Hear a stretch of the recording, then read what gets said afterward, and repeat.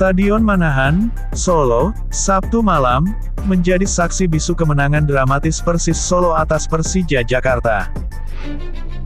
Dalam pertandingan perebutan tempat ketiga Piala Presiden 2024, Laskar Sambernyawa berhasil menundukkan Macan Kemayoran dengan skor tipis 1-0.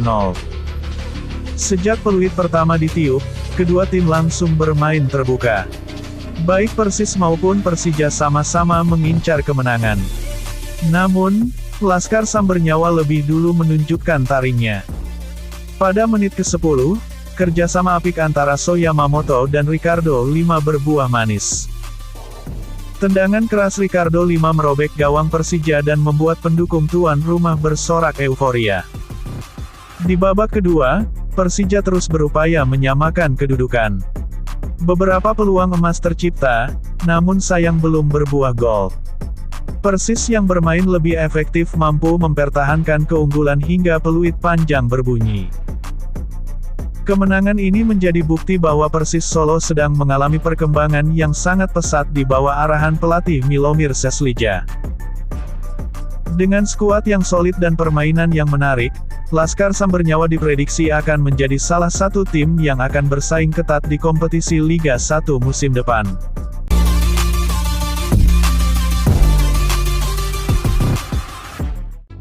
Sebuah pertarungan raksasa tengah dipersiapkan di dunia sepak bola Asia Tenggara. Vietnam, yang tengah dalam misi mendominasi kawasan, kini tengah mengincar laga uji coba melawan Rusia.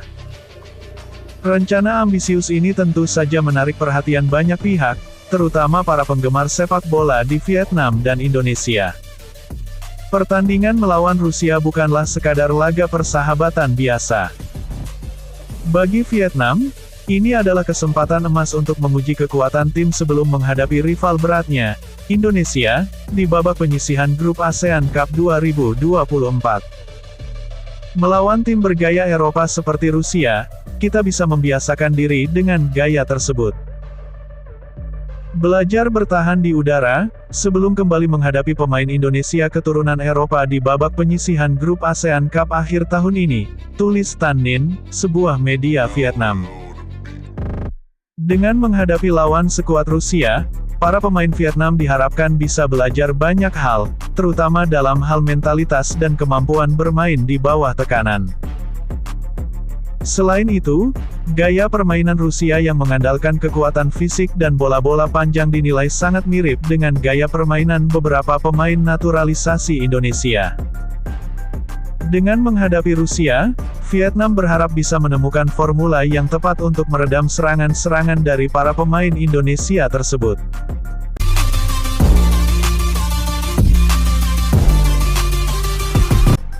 Piala AFF 2024 sudah di depan mata. Namun, kali ini timnas Indonesia akan tampil dengan wajah yang berbeda. Jika biasanya skuad Garuda selalu tampil dengan kekuatan penuh, kali ini Sintayong memutuskan untuk menurunkan mayoritas pemain U23. Keputusan ini tentu saja mengundang berbagai reaksi, terutama dari negara-negara tetangga. Salah satunya adalah Vietnam. Media Vietnam, Soha Vien, menyambut gembira keputusan Indonesia ini. Mereka melihat ini sebagai peluang emas untuk membalas dendam atas kekalahan-kekalahan yang pernah mereka terima dari Indonesia dalam beberapa pertemuan terakhir. Alasan dibalik keputusan Sintayong ini cukup jelas. Jadwal padat menjadi penyebab utama. Hanya beberapa hari sebelum Piala AFF 2024 dimulai, timnas Indonesia masih harus menghadapi dua laga berat di kualifikasi Piala Dunia 2026 melawan Jepang dan Arab Saudi. Untuk menjaga kondisi fisik pemain-pemain senior seperti Tom Haye dan Ragnar Oratmangun, Sintayong memutuskan untuk memberi mereka istirahat di Piala AFF 2024. Sebagai gantinya, ia akan mengandalkan para pemain muda yang telah menunjukkan performa apik di SEA Games 2023. Kisah sepak bola Indonesia memang selalu penuh lika-liku.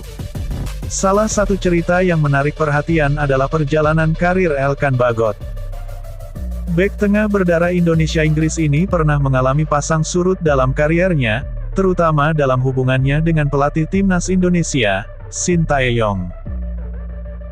Konflik antara Elkan Bagot dan Shin Tae-yong mencuat ke permukaan saat Bagot tidak memenuhi panggilan untuk membela timnas Indonesia U23 di ajang kualifikasi Olimpiade. Padahal, saat itu, Shin sangat berharap Bagot bisa menjadi benteng pertahanan tim. Ketidakhadiran Bagot pun membuat Shin merasa kecewa dan memutuskan untuk tidak memanggilnya lagi dalam beberapa pertandingan berikutnya. Di tengah kemelut tersebut, karir Elkan Bagot di level klub justru semakin bersinar. Pemain yang kini berusia 21 tahun ini berhasil menembus skuad utama Ipswich Town dan bahkan masuk dalam daftar pemain untuk kompetisi Premier League musim 2024-2025. Ini adalah prestasi yang luar biasa bagi seorang pemain muda Indonesia. Meski begitu, masa depan Elkan Bagot di Ipswich Town masih belum pasti. Kontraknya akan berakhir pada tahun 2025. Klub berpotensi memperpanjang kontraknya atau meminjamkannya ke klub lain agar mendapatkan menit bermain yang lebih banyak.